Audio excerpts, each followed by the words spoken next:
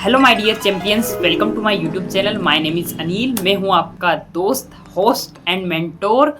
मैं आपको बताने वाला हूं आज की इस वीडियो में कि बोर्ड एग्जाम के प्रेशर को कैसे हैंडल करें, नोट मेकिंग टेक्निक क्या होती है, रिवीजन टेक्निक क्या होनी चाहिए, आपका रीडिंग का मेथड कैसा होना चाहिए, आपको किस तरह से एग्ज़ाम के प्रेशर को हैंडल करना है।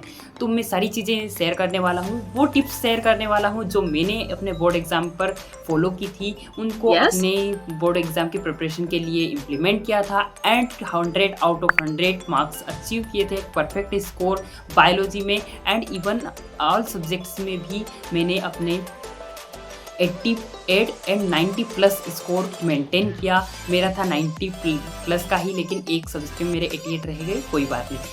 लेकिन कैसे अचीव किया ये सारी चीज़ें शेयर करने वाला हूँ। एंड बायोलॉजी में 100 आउट ऑफ 100 ना केवल मैंने 12th बोर्ड में बल्कि 11th के फाइनल एग्जाम में भी अचीव किए थे। इसके अलावा बोर्ड के terminal, half yearly and pre board exam में भी मैंने इस चीज़ को अपना ड्रीम बनाया था। ये ड्रीम बनाया था तभी ये एक हो पाया था। ये कोई लक नहीं था मेरे साथ कि लक फैक्टर हो गया, अचानक हो गया। मैंने इस चीज़ को सोचा था तो ही वो हो पाया था। मैं भी आपको चाहता हूँ कि आप कर सकें। परफेक्ट स्कोर हासिल करना कोई बुरी बात नहीं है, कोई आपके लिए कठिन काम नहीं है। देखिए आप कैसे करेंगे। आप सबसे पहले हम शेयर करते हैं कि पढ़ाई किस तरह से की जानी चाहिए। तो पढ़ाई को एंजॉय करना चाहिए। एंजॉय कैसे करेंगे भाई? पढ़ाई में तो सबको ही बोरिंग लगती है, एनसीईआरटी बुक तो पढ़ना सबको ही बोरिंग लगता है। कैसे इसको एंजॉय किया जाए? तो सबसे आसान काम है एंजॉय करने का कि आप अपने जो भी टीचर है, मेंटोर है, उनको सुने, लिसनर बने बेटर। जब लिसन करेंगे, समझे, फिर समझ उस चीज़ को सुना, समझा, समझने के बाद बुक पे गए, एनसीईआरटी बुक को आप उठाएं, उसको पढ़ें। अब पढ़ेंगे कैसे? तो आप ना केवल बुक को बस रीड कर रहे हैं लाइन को, उनकी एक्सप्लेनेशन भी देना। आप बोलेंगे कि सर अगर एक्सप्लेनेशन देने ही आता होता, लेक्चर देना आता होता तो क्यों ही हम एनसीईआरटी की बुक उठाते और खुद से पढ़ते। तो मैं बोल रहा हूँ कि उस चीज़ की मिमिक करें। अपने जो टीचर है, मेंटोर है, सीनियर है, उनकी मिमिक करें। वो कैसे आपको पढ़ा रहे, समझा रहे, उसी चीज़ की आप मिमिक करें। आप खुद को ऐसा समझे कि आप किसी 9th, आप 12th में हैं तो आप 9th या 8th के बच्चे को समझा रहे हैं। जब आप किसी को समझाते हो ना, तो आप उन चीज़ों को सिंपल लैंग्वेज में तोड़ने की कोशिश करते हो। बस मेरा वही फंडा था कि मैं सिंपल लैंग्वेज में, जो अपनी लैंग्वेज है, उस लैंग्वेज में जो मेरे को उस टाइम पे वर्ड आते थे, उन वर्ड में ही उस लाइनों को ब्रेक करता था। अब आपके पास वर्ड कहाँ से आएंगे? तो आपके मेंटोर से आएंगे। आप सिंपल उनका मिमिक करें, अपने टीचर की मिमिक करें। आप जैसे ही मिमिक करने लगते हो तो आपको सिंपल वर्ड में तोड़ने लगते हो, चीज़ों को ब्रेक करने लगते हो। और जब ब्रेक कर लेते हो तो आपको वो चीज़ लाइफ टाइम के लिए याद हो जाती है। आपको ना सिर्फ केवल उस टाइम पढ़ते टाइम याद रहती, बल्कि हमेशा के लिए याद हो जाती है। उसके बाद दूसरा तरीका ये है कि आप अगर हिंदी मीडियम से, जैसे मैं हिंदी मीडियम का स्टूडेंट था, तो आप हिंदी मीडियम से अगर हैं तो आप इंग्लिश टर्मिनोलॉजीज़ को यूज़ करना सीखें। आप ज़्यादा से ज़्यादा टर्म को इंग्लिश में यूज़ करें। जैसे अगर यहाँ पर लिखा है होगा मेंटली विकार है, तो इसको मेंडेलियन डिसऑर्डर्स इस तरह से लिखना शुरू करें। वंशानुगति का क्रोमोसोमल सिद्धांत है तो इसको बोलिए आप क्रोमोसोमल थ्योरी ऑफ इनहेरिटेंस। इस तरह से स्वतंत्र अपवहन का नियम है तो इसमें लॉ ऑफ सेग्रीगेशन। तो इस तरह से तो कुछ चीज़ें आप इंग्लिश टर्मिनोलॉजी को यूज़ करना सीखें। डरे नहीं इंग्लिश से। आप जैसे ही एक लैंग्वेज से दूसरी लैंग्वेज पे जाते हैं, उनका यूज़ करते हैं, तो वो चीज़ें ज़्यादा आपके माइंड में रहती है। तो ये आपका सिंपल पढ़ाई करने का तरीका हुआ। इससे आप इंजॉय करेंगे इस चीज़ को, क्योंकि आप जब अपने आप को समझाएंगे, सिंपल वर्ड में ब्रेक करेंगे, तो कुछ डाउट भी आएंगे। क्योंकि डाउट आते जब किसी चीज़ को आप समझाते हो ना, या खुद को समझाने की कोशिश करते हो, कुछ समझ में नहीं आती है, तब डाउट आते हैं। डाउट आएंगे तो आपको उस सब्जेक्ट के प्रति रुझान बढ़ेगा, आप उस सब्जेक्ट को और भी ज़्यादा एक्सप्लोर करने की कोशिश करोगे। तो ये रहा मेरा पढ़ाई करने का तरीका। दूसरा तरीका ये है कि किस तरह से नोट बनाया जाए। तो सिंपल है, जैसे ही आपने सिंपल लैंग्वेज में अपनी चीज़ों को ब्रेक किया था, सिंपल लैंग्वेज में खुद से समझने की कोशिश की थी, सिंपल लैंग्वेज में ही आंसर बनाने की कोशिश करें, सिंपल लैंग्वेज में ही आंसर लिखे। आप आंसर को ऐसा ना लिखे कि मैं आज ऐसा आंसर लिखूंगा कि कोई भी टीचर है खुश हो जाए, कोई बोर्ड एग्जामिनेशन का जो एग्जामिनर है वो इम्प्रेस हो जाए। ऐसा आंसर आपका तब लिखा जाएगा जबकि आप प्रैक्टिस करेंगे। प्रैक्टिस कैसे होगी? सिंपल लैंग्वेज में ही, अपने लैंग्वेज में ही आंसर को लिखे। आपने अगर कोई आंसर, अब जैसे कि हर आंसर तो आपको नहीं आता होगा, कुछ आंसर में आप अटक सकते हैं, तो आप सिंपली किसी भी वेबसाइट का ले सकते हैं, गूगल से ले सकते हैं। आज चैट जीपीटी आ गया, जेमिनी आ गया, वहाँ से पढ़ने के बाद वहाँ से पूरा उसको टिपे नहीं, ऐसा नहीं कि वहाँ से कॉपी कर दे, आप कॉपी नहीं करें, उसको पढ़ लिया, अपनी आसान लैंग्वेज में उसको ब्रेक कर लिया और अपनी आसान लैंग्वेज में लिख लिया। जब आप अपनी लैंग्वेज में लिखते हैं ना, वो ज़्यादा टाइम तक आपको याद रहती है कि अच्छा मुझे उस टाइम ये समझ में आया था और मैंने इस चीज़ को ऐसा लिखा था। अब उसको आप रिवीजन कैसे करें? रिवीजन आप ना ऐसा नहीं करें कि आपने जो लिखा था, आपने जो नोट बनाए थे उसी को पढ़ लिया। कुछ लोगों का ये होता है कि किसी को के भी नोट ले लिए पुराने और उनको पढ़ लिया, किसी वेबसाइट के उठा लिए पढ़ लिया। नहीं, ये तरीका बिल्कुल फॉलो ना करें। आप ये तरीका फॉलो करें कि आप खुद के जो नोट बनाए थे आपने सिंपल लैंग्वेज में, उनको पढ़ सकते हैं, या आप वापस से बुक पर जा सकते हैं। किसी भी टॉपिक को बुक से पढ़ें। बुक से पढ़ने के टाइम भी सिंपल लैंग्वेज में वापस उसे एक एक्सप्लेनेशन दें। सिंपल लैंग्वेज में अगर आपका कोई डायग्राम वाला है तो उसका सिंपल तरीके से बना लें, एक तरह से फ्री हैंड वाला। एंड आप सिंपली आप उन चीज़ों को ब्रेक करें, सिंपली आप उन चीज़ों को एक्सप्लेन करने की कोशिश करें। जब आप करेंगे तो आपको और क्लियर होगी, आपका आंसर और मोर क्लियर होगा। आपका जब आप लिखेंगे, आपका रिवीजन है वो और भी ज़्यादा बिल्कुल बेहतरीन होगा। तीसरा तरीका ये है कि आप जब अपना जो आंसर लिखें एग्ज़ाम का, तो कैसे लिखें? तो एग्ज़ाम का आंसर लिखने का वो एक इवोल्यूशन प्रोसेस को फॉलो करें। इवोल्यूशन प्रोसेस क्या होती है? तो मैं जब आंसर लिखता था, तो जैसे मैंने बुक पढ़ी, कोई भी आंसर लिखना है उसको एक बार लिखा, अपनी लैंग्वेज में लिखा, सिंपल लैंग्वेज में। नेक्स्ट टाइम उसी आंसर को अगर मैं लिख रहा हूँ तो मेरा इवोल्व होगा आंसर, और बेटर होगा। क्यों होगा?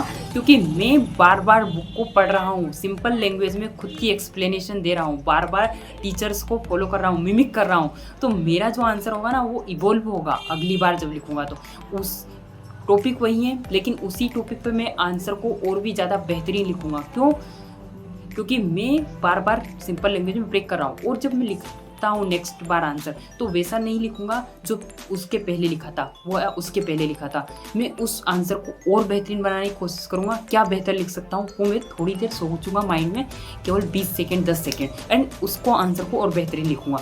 और क्यों होगा बेहतरीन? अब आप सोचेंगे कि सर साइंस की तो आंसर ही है, आप क्यों अलग अलग बोल रहे हो कि पहले अलग लिख दिया फिर अलग लिख दिया? कैसे लिखेंगे हम? टर्मिनोलॉजीज तो वही है, बिल्कुल टर्मिनोलॉजीज वही है, लेकिन आपने सिंपल लैंग्वेज में लिखा था ना पहले आंसर। अब थोड़ा सा उसको इवोल्व करना है। अब थोड़ा सा बुक के में जो आपने पढ़ा था, कुछ टर्म आपको अब आसान लगने लगी होगी और समझ में आने लगी होगी, उन टर्म को आप वो यूज़ करेंगे। तब आपने सिंपल लैंग्वेज को यूज़ किया था, आप थोड़ी सी आपकी जो लैंग्वेज है वो थोड़ी सी मतलब थोड़ी सी जो है लैंग्वेज को थोड़ा इवोल्व करें, थोड़े से और भी ज़्यादा टिपिकल वर्ड यूज़ करें, और भी ज़्यादा बेटर वर्ड यूज़ करें, है ना? तो इस तरह से आपका आंसर इवोल्व होगा। उसके बाद आता है कि बोर्ड एग्जाम का प्रेशर कैसे हैंडल किया जाए। तो सबसे ज़्यादा ज़रूरी है कि आप सारी एक्सपेक्टेशन को साइडलाइन करें, फादर मदर की, पेरेंट्स की, टीचर्स की, एंड खुद की एक्सपेक्टेशन जो होती है कि मुझे इतना मार्क्स से अचीव करना। क्योंकि मार्क्स मैटर नहीं करते। मेरे भले 100 आउट ऑफ 100 अचीव किए, फिर भी मैं कहता हूँ कि मार्क्स मैटर नहीं करते। आपके लिए मैटर करता है आप क्या नॉलेज ले रहे हो, क्या सीख रहे हो, अपनी जर्नी को कितना इन्जॉय कर रहे हो। तो मैं अपनी जर्नी को सिंपली इन्जॉय करता था। मैं अपनी जर्नी को इन्जॉयबल वे में ही मैंने उस चीज़ को किया, एंड उस चीज़ को आज भी मैं जब याद करता हूँ तो मेरे लिए वो एक मेमोरी की तरह है। मैं उस चीज़ को एक मतलब हैप्पी मेमोरी है मेरे दिमाग में। तो आप हैप्पी मेमोरी बनाए उस चीज़ को कि आप बोर्ड एग्ज़ाम की तैयारी कर रहे हो। अभी 20 दिन बचे हैं आपके बोर्ड एग्ज़ाम में। कुछ एग्ज़ाम्स हैं जिनमें आपके 1 महीना बचा होगा, 1.5 महीना बचा होगा, लेकिन सिंपली 20 दिन 1 महीना बचा है। तो आप इस टाइम पर आंसर को लिखे, हमेशा बुक भी पढ़ने की कोशिश करें थोड़ी बहुत। अब ऐसा नहीं कि पूरा चैप्टर आप पढ़ लेंगे, 30 पेज का चैप्टर है, उससे डरे नहीं।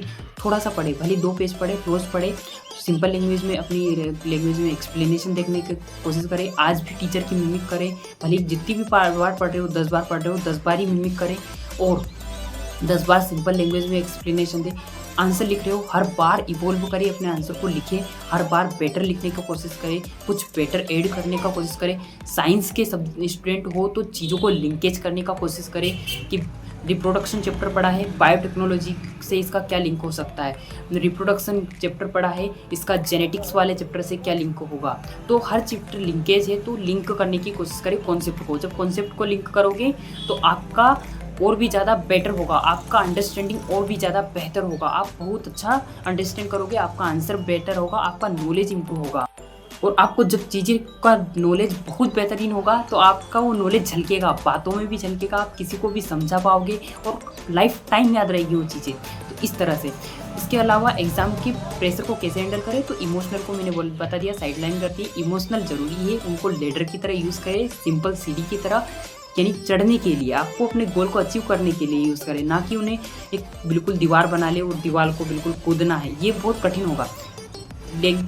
लेडर की तरह इसको करें। तो आप सिंपली इमोशनल को थोड़ा साइडलाइन भी कर दें, क्योंकि एक्शन पे फोकस करना है, हमें एक्शन पे फोकस करना है। एक्शन पे फोकस करोगे, इमोशनल को साइडलाइन करोगे, अपने आप आपका गोल आपको दिखेगा क्लियर कट कि मुझे इस गोल को अचीव करना है, आप उस गोल की तरफ एक्शन करते जाओगे। स्मार्ट वर्क, हार्ड वर्क, सबसे पहले आपको थोड़ा हार्ड वर्क पे फोकस करना पड़ेगा। आज के टाइम में भले ही चैट जीपीटी आ गया है, आपका जो माइंड है वो तो वैसा ही है ना, जो इंसानी दिमाग है वो थोड़ी ना इतना ज़्यादा चैट जीपीटी की तरह इवोल्व कर गया है, उसको आपको इवोल्व करना होगा। आप कर सकते हो बिल्कुल, कंप्यूटर माइंड कैसे बनोगे, तो आपको अपने दिमाग को इवोल्व करने के लिए सिंपल चीज़ों में ब्रेक करना होगा। टफ चीज़ें उसको सिंपल में ब्रेक करें, खुद की एक्सप्लेनेशन दें, यही तरीका है सिंपली। और आंसर को भी इवोल्व करने की कोशिश करें। बोर्ड एग्ज़ाम पर क्या माइंडसेट होना चाहिए एग्ज़ाम हॉल में, तो एग्ज़ाम हॉल में आपको बस यही याद रखना, मैं अपना बेस्ट देना चाहता हूँ। जो भी मैं इस क्वेश्चन पेपर में आया है उस चीज़ को 100% देने की कोशिश करूँगा, कुछ भी मुझसे नहीं छूटेगा। और अगर कोई चीज़ मुझे नहीं भी आती है तो कोई बात नहीं, ये मेरा एग्ज़ाम नहीं है, ये मेरी जर्नी है, इसे मुझे इन्जॉय करना है। इस तरह से आप ले उस चीज़ को सिंपली, एंड आप अपना 100% देकर आएँ। आप अगर घर आकर चेक करेंगे तो अगर आपने 100% एग्ज़ाम हॉल में दिया है, कुछ भी चीज़ों को नहीं सोचा है फालतू, तो आपका 100% जो आपने स्कोर टारगेट किया वो अचीव होगा। क्योंकि मैंने 100 आउट ऑफ 100 हर एग्ज़ाम में, हर बार बोर्ड एग्ज़ाम में बार अचीव किया, तो वो मेरे को एक बिल्कुल एक्सपीरियंस है। क्यों? क्योंकि मैं बस बोर्ड एग्ज़ाम में मेरा यही माइंडसेट होता था, ये मेरे पास सिंपल पेपर आया है, इस पेपर को मुझे अपना बेस्ट देना है, जो मुझे आता है वो मैं बहुत अच्छी तरीके से करने की कोशिश करूँगा। आंसर लिखूँगा, बहुत बेहतरीन लिखने की कोशिश करूँगा। और बेहतर आंसर मेरे लिखे जाते थे। क्यों?